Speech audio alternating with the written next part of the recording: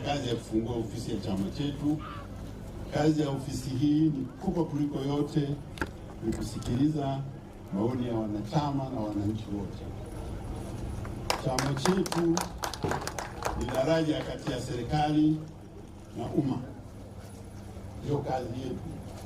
Kama ingekuwa kuna udalali, sisi ndio tulikuwa dalali wa kuunganisha watu na serikali.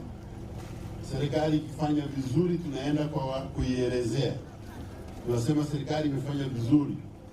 Kama hivi sasa hapa katika wilaya ya Shinyanga mjini na katika mkoa mzima wa Shinyanga, serikali ya Rais Samia Suluhu Hassan ambayo inaongozwa na CCM imefanya mambo makubwa, au sio?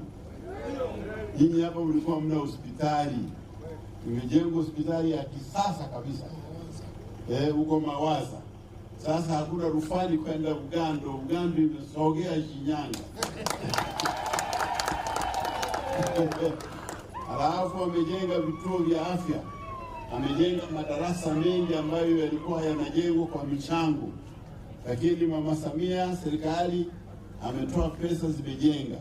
Kuna vitu vingi tumefanya. Kazi yetu sasa ni kuwaeleza wanachama na wasio wanachama waelewe kwamba hii kazi imefanyika katika kutekeleza ahadi zilizotolewa na Chama cha Mapinduzi.